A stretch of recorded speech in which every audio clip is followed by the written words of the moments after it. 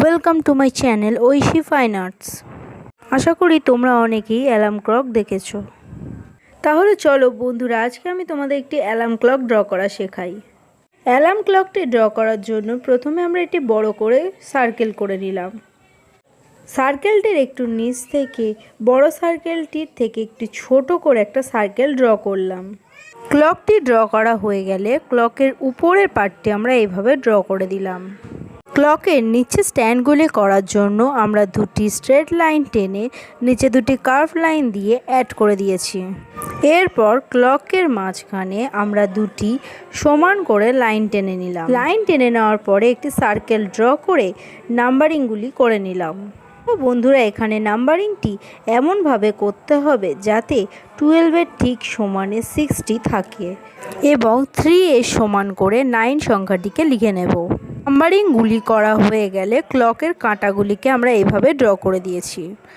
এরপর ভিতরের অ্যাক্সেস লাইনগুলিকে আমরা ইরেজ করে দেব। আমরা অ্যালার্ম ক্লক ড্রয়িংটি কমপ্লিট করে ফেলেছি। এবারে চলো আমরা এটিকে কালার স্টার্ট করি।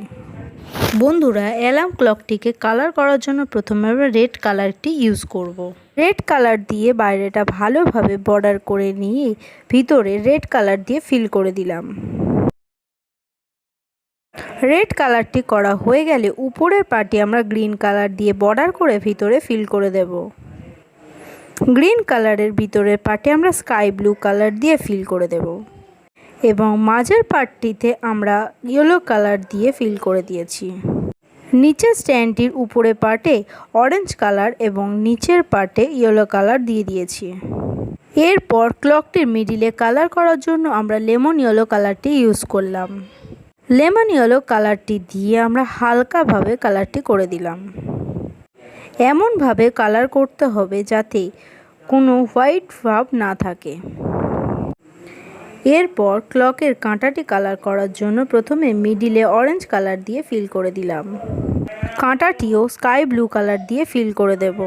ক্লকটি কালার করা হয়ে গেলে যে কোনো বর্ডার পেন্সিল দিয়ে তোমরা এটিকে বর্ডার করে দিতে পারো এবং বর্ডার পেন্সিল দিয়ে এই নাম্বারিংগুলিকে ভালোভাবে হাইলাইট করে দিতে হবে। ভিডিওটি ভালো লাগলে বন্ধুরা একটি লাইক করে দিও এবং তোমরা আরও নতুন নতুন আপডেট ভিডিও পেতে চ্যানেলটিকে সাবস্ক্রাইব করে পাশে থাকা বেল আইকনটি প্রেস করে দিও।